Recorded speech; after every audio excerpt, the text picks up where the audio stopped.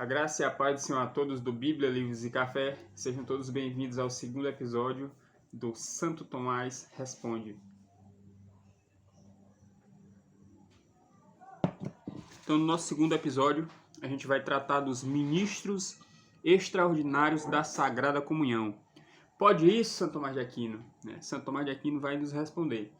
Então, se você tiver alguma objeção contra o que eu vou dizer, vá reclamar com Santo Tomás de Aquino. Então, nada a ver com isso, só estou transmitindo a palavra do Santo Doutor Angélico. Né?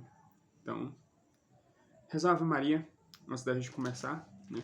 Pelo sinal da Santa Cruz, livrai-nos Deus, nosso Senhor, de todos os nossos inimigos, em nome do Pai, do Filho e do Espírito Santo. Ave Maria, cheia de graça, o Senhor é convosco, bendita sois vós entre as mulheres, bendito é o fruto do vosso ventre, Jesus. Santa Maria, Mãe de Deus, rogai por nós, pecadores, agora e na hora de nossa morte. Amém. Nossa Senhora do Rosário de Fátima, rogai por nós. Nossa Senhora da Vitória, rogai por nós. Santo Agostinho, rogai por nós. Santo Tomás de Aquino, rogai por nós. Em Pai, do Filho e do Espírito Santo. Amém. Então, vou começar introduzindo aqui com um texto da Sagrada Escritura que me foi sugerido pelo meu amigo Joaninha. Eu disse que ia começar o quadro de hoje citando esse texto indicado por ele. 2 Samuel, capítulo 6, versículo 6 a 8. Quando chegaram à eira de Nacron, Uzá esticou o braço e segurou a arca de Deus, porque os bois haviam tropeçado. A ira do Senhor se acendeu contra Uzá por seu ato de irreverência, e por isso Deus o feriu, e ele morreu ali mesmo, ao lado da arca de Deus. E Davi ficou contrariado, contristado, entristecido, porque o Senhor, em sua ira, havia fulminado Uzá. E até hoje aquele lugar é chamado Pérez Uzá, ou castigo de Uzá. Os bois tropeçaram ali, Uzá quis ajudar a segurar a arca do Senhor, para que a arca não caísse.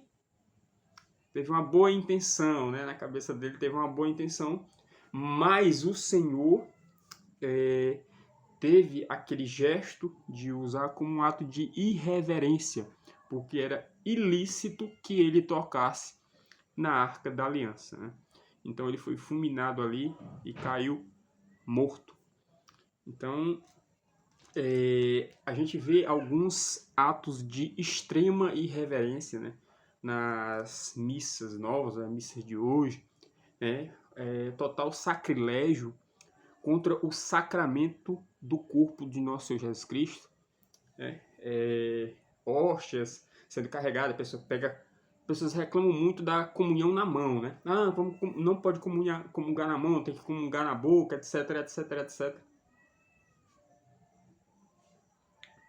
A própria estrutura da missa nova, viu um padre que derrubou várias hóstias, né? Foi o padre celebrando a missa, se virou para abraçar outra pessoa, derrubou as hóstias, né?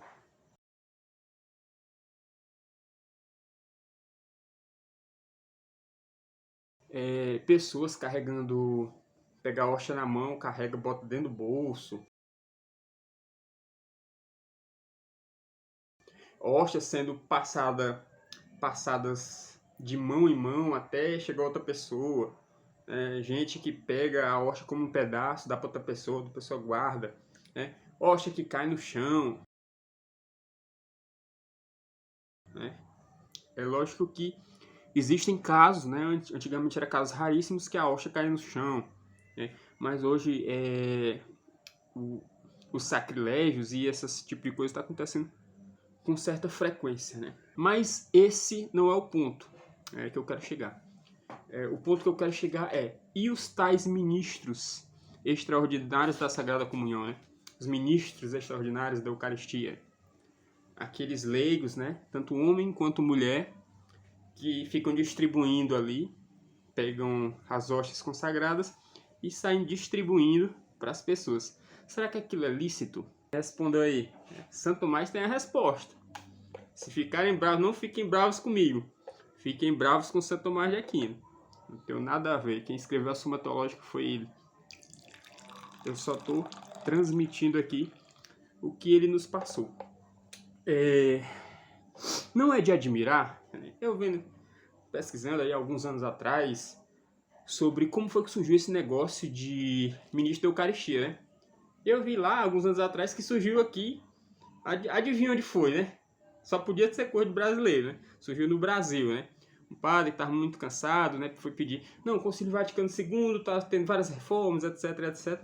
Vamos pedir aí para que coloquem os leigos aí para nos ajudar a distribuir a comunhão, né? A Eucaristia, né? Aos doentes, etc, etc, etc. Infelizmente, né? Existem muitos amigos piedosos, né? Católicos fervorosos que querem se dedicar, né, de corpo e alma ao catolicismo, e muitas vezes,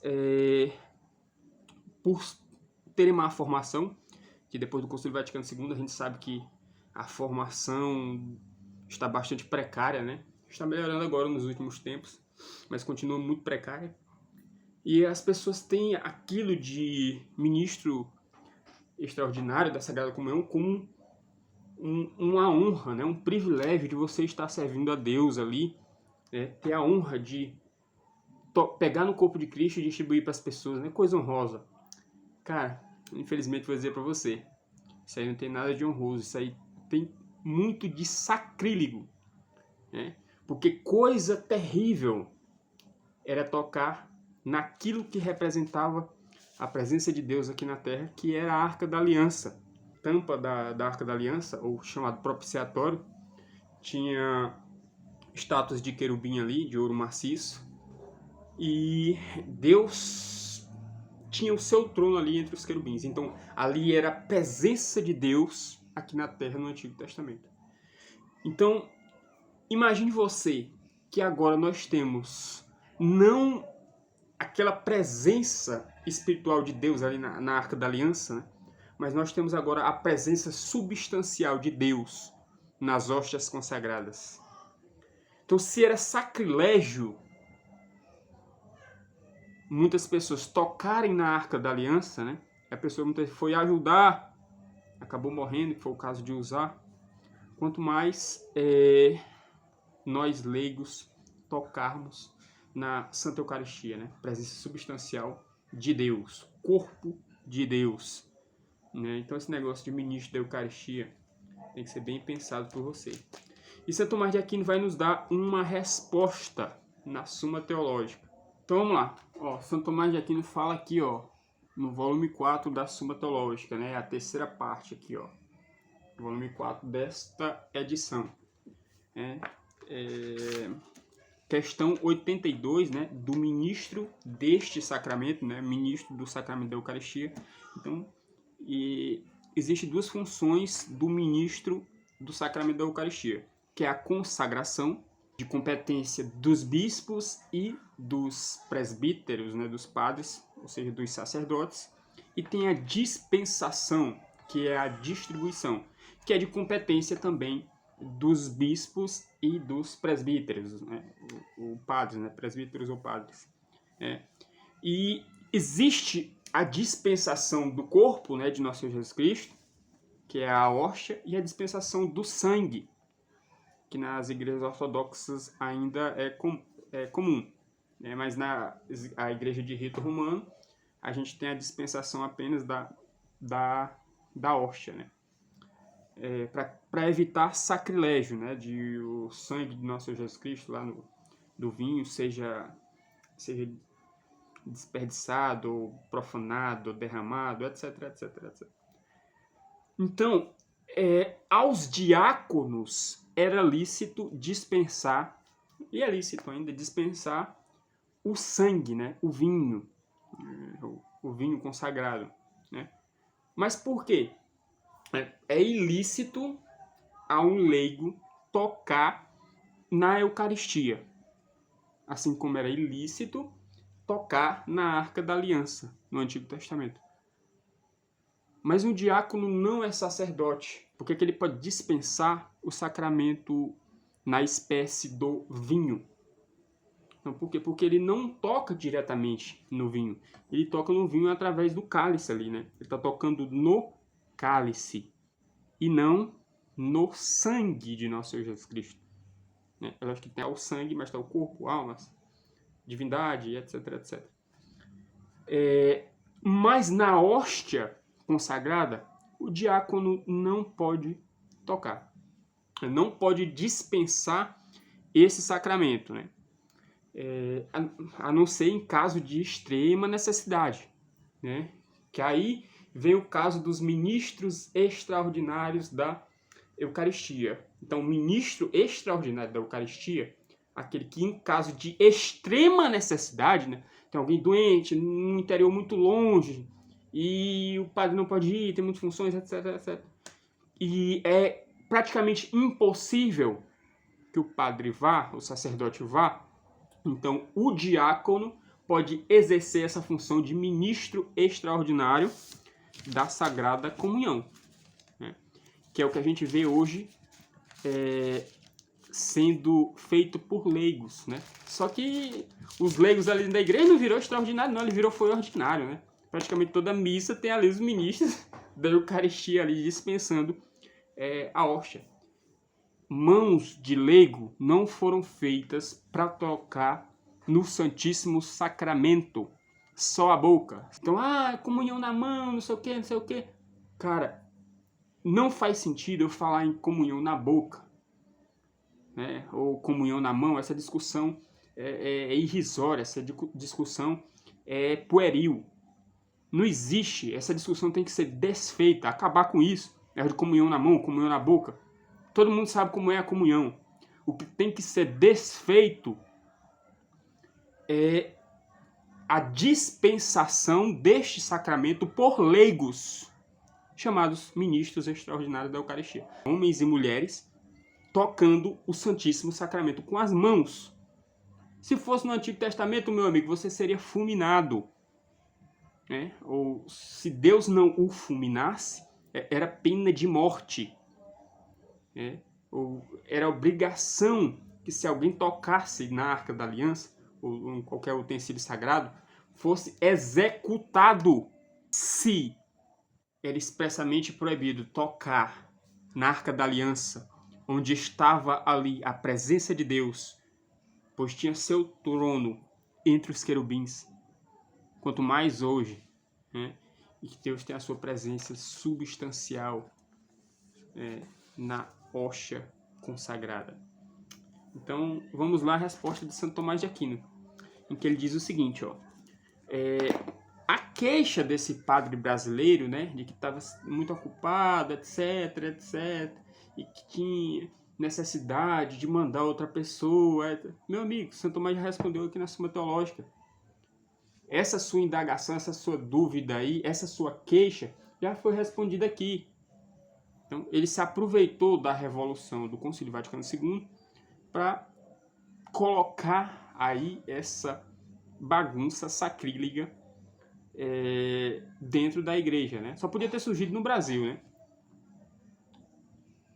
Então, vamos lá. Santo Tomás responde. Em caso dessas necessidades aí, ó, mas em contrário, dispõe um cânone. Chegou ao nosso conhecimento que certos presbíteros entregaram o corpo do Senhor a um leigo ou a uma mulher para levarem aos enfermos. Então, lá na Idade Média, no século XII, século XIII, o pessoal já tinha o conhecimento dessa prática bárbara, sacrílega, de que leigos, homens, mulheres, estavam levando o Santíssimo Sacramento aos enfermos, né? Que hoje está se repetindo aí, desses ministros extraordinários da Eucaristia, leigos. E Santo Tomás diz o seguinte: por isso, o sínodo interdiz que não se ouse mais proceder assim para o futuro, mas o próprio presbítero é quem deve, por suas mãos próprias, dar a comunhão aos doentes. Então, meu amigo, se praticavam isso aí antigamente, que as coisas eram muito mais difíceis, quanto mais hoje, que está tudo fácil, tem transporte, tem estrada, né, tem todas as facilidades da tecnologia de locomoção, né, para o padre ir, ou em caso de extrema necessidade, mandar o diácono como ministro extraordinário da Sagrada Comunhão, né? Meu amigo, não tem desculpa para você. Esse padre aí que introduziu essa barbaridade, né? Santo Tomás de Aquino aqui está dizendo que não deve ser feito isso. Não se ouse mais proceder assim para o futuro, mas o próprio presbítero é quem deve, por suas mãos próprias, dar comunhão aos doentes. Assim como ao sacerdote pertence a consagração do corpo de Cristo, assim também cabe dispensá-lo ou distribuí-lo. E é na boca, de joelhos. Não é ninguém pegando com a mão não, porque leigo não pode tocar no Santíssimo Sacramento com a mão. Só as mãos consagradas do sacerdote pode tocar no Santíssimo Sacramento com a mão. Segundo, porque o sacerdote é constituído mediador entre Deus e o povo. Desde o Antigo Testamento, né? A gente sabe disso. Terceiro, porque a reverência devida a este sacramento requer que não seja tocado senão pelo que é consagrado.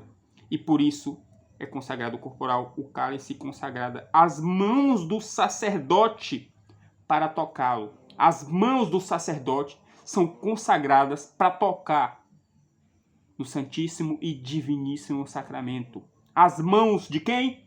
As mãos do sacerdote são consagradas para tocá-lo.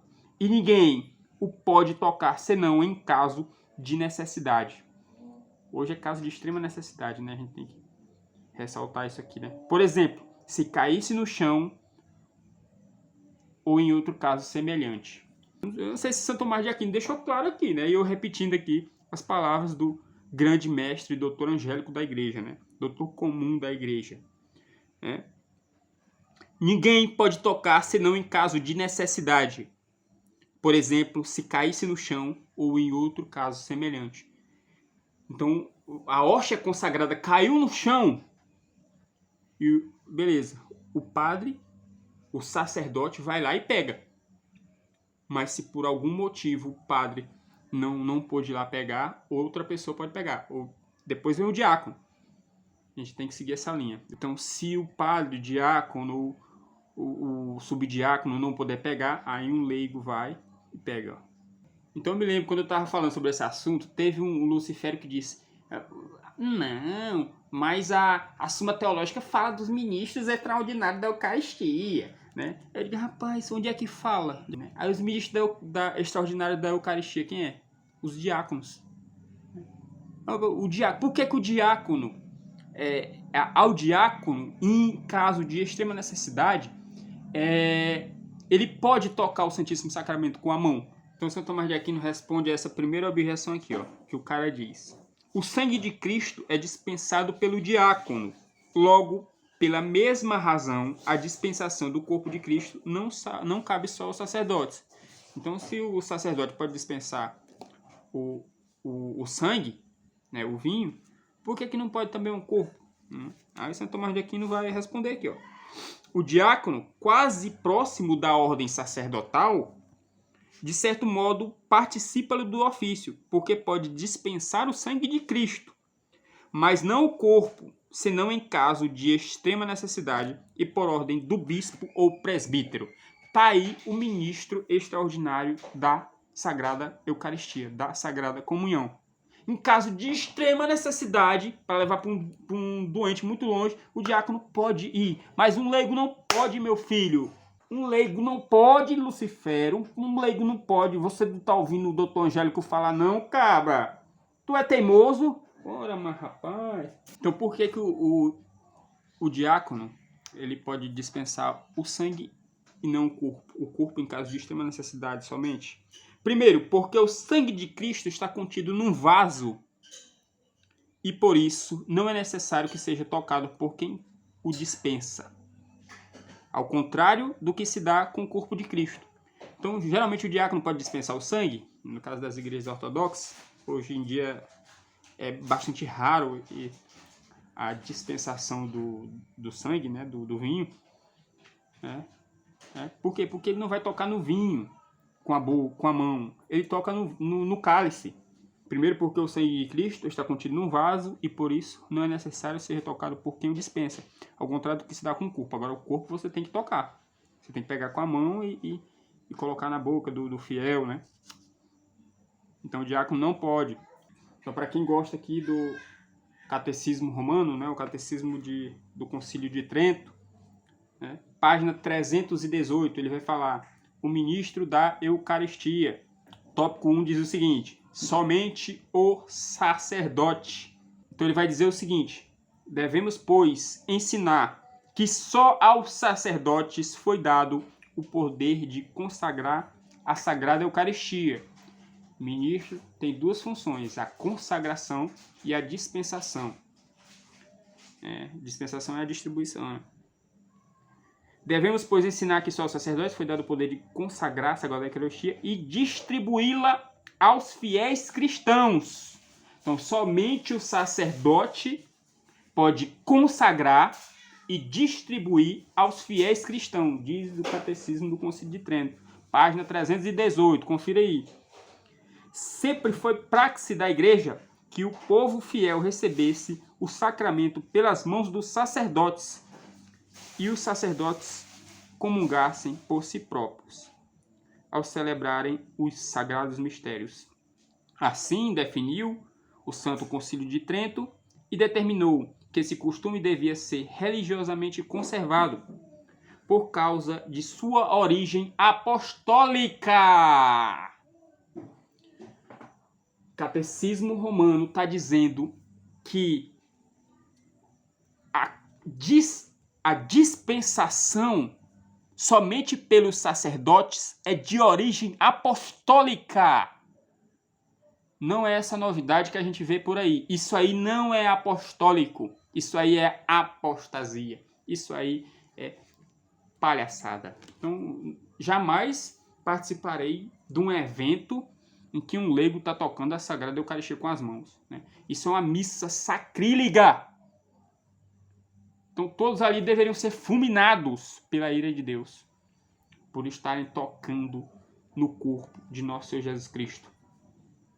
Assim definiu o Santo Concílio de Trento e determinou que esse costume devia ser religiosamente conservado por causa de sua origem apostólica e porque também Cristo, nosso Senhor, nos deu exemplo quando consagrou seu corpo santíssimo por suas próprias mãos e o distribuiu aos apóstolos. Santo Tomás responde e o Catecismo Romano responde. Então, pessoal, esse negócio de ministro extraordinário da Sagrada Comunhão leigo, isso aí não existe. Isso aí é luciferinidade, né? Então é o Lucifero aí. E as pessoas... Cara, você não pode se distanciar da Sagrada Comunhão, né? Da Sagrada Eucaristia. Mesmo com todos os erros, com todos os absurdos, você deve permanecer próximo à Eucaristia. Eu digo, cara, será que isso faz sentido? Aí a gente vai lá pro caso da Arca da Aliança. É bastante ilustrativo para nós, né? Então, na Arca da Aliança nós temos o caso de Uzá. Nós temos o caso lá em 1 Samuel 4, né? Em que os filisteus roubaram a Arca da Aliança, meu amigo. Aí o Dagon lá apareceu de bruços no chão, cabeças e mãos cortadas, né? E começou a dar uma peste de tumores na população. Cara, só desgraça para aqueles que tentaram erroneamente, né, desfrutar da presença da Arca da Aliança. Então eu jamais, erroneamente, vou tentar desfrutar do Santíssimo Sacramento, porque eu estaria cometendo sacrilégio. Um leigo tocando. Se eu vou estar num circo desse, num ambiente que um leigo está distribuindo com as próprias mãos a Sagrada Eucaristia, isso é um circo, rapaz. Um circo cheio de luciferos ali, comendo capim e achando que estão fazendo certo. Isso é sacrilégio, né? O rei Davi ficou muito assustado com essa questão de usar ser fulminado. Meu amigo ficou com medo terrível. Deus fez aquilo ali, meu amigo. Então o negócio é mais sério do que eu pensava, né? Porque existia um grupo de pessoas que devia dedicar-se aos serviços do templo, né? Aos serviços do tabernáculo, né?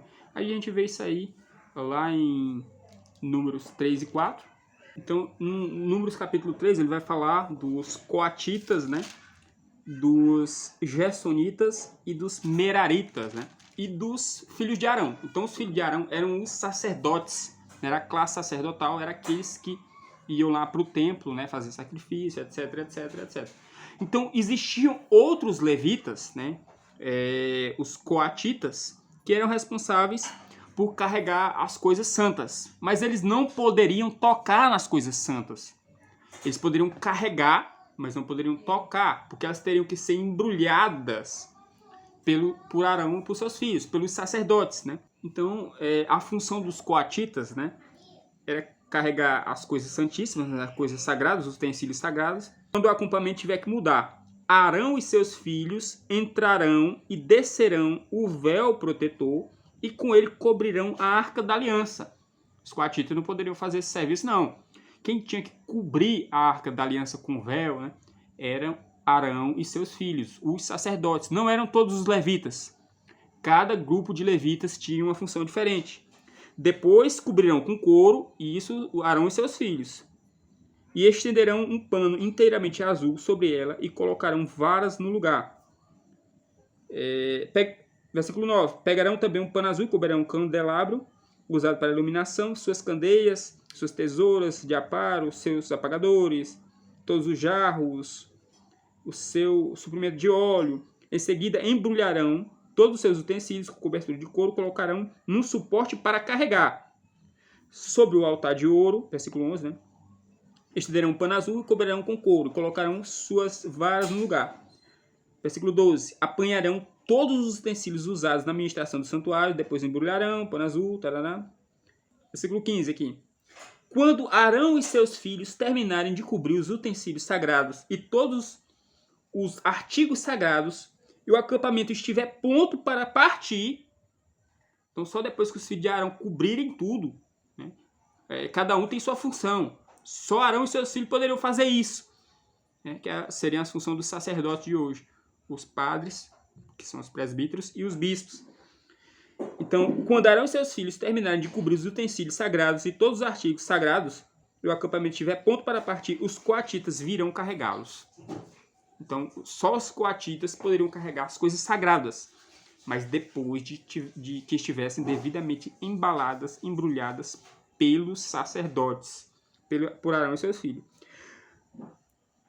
Os coatitas virão carregá-los, mas não tocarão nas coisas sagradas. Se o fizerem, morrerão. São esses os utensílios da tenda do encontro que os coatitas carregarão. Se tocar, vai morrer, viu? Mas para que continuem vivos e não morram, quando se aproximarem das coisas santíssimas, Arão e seus filhos entrarão no santuário designado para cada homem, a sua tarefa deverá carregar. Os coatistas não entrarão para ver as coisas sagradas, nem por um breve momento, para que não morram. Olha aí, os caras tinham a tarefa de carregar as coisas sagradas, mas não poderiam ver e nem tocar, cara. Presta atenção. Quanto mais no corpo e a presença substancial do nosso Senhor Jesus Cristo ali na hóstia consagrada, cara. Papai, ali não é para você tocar, cara. Sua mão não é consagrada para isso. Só a mão do sacerdote. Os gersonitas, né, de Gerson. Este era carregar as cortinas, né, os panos. Este é o serviço do plano dos gersonitas. Os que devem fazer e carregar. Eles levaram as cortinas internas do tabernáculo, a tenda do encontro, a cobertura externa de couro, as cortinas, a entrada da tenda do encontro, cortina da entrada, etc, etc. Já os meraritas, nós temos essas três classes, né? Terceira classe, os meraritas, vão levar as tábuas, né? Os utensílios de madeira.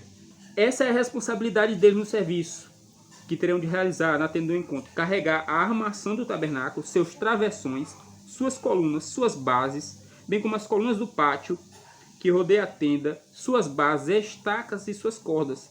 Os utensílios, tudo relacionado com o seu uso. Então, cada um tinha uma função, mas só os sacerdotes poderiam entrar em contato direto com os utensílios do templo, né?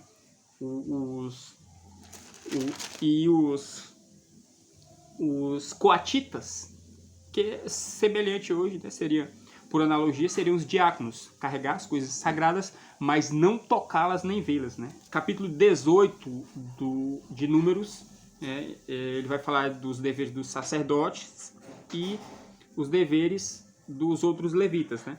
Versículo 3, ele diz o seguinte: farão o serviço que lhes é devido para contigo e para com a tenda, porém não se aproximarão dos utensílios do santuário, nem do altar, para que não morram, nem eles, nem vós. Olha aí. Versículo 7.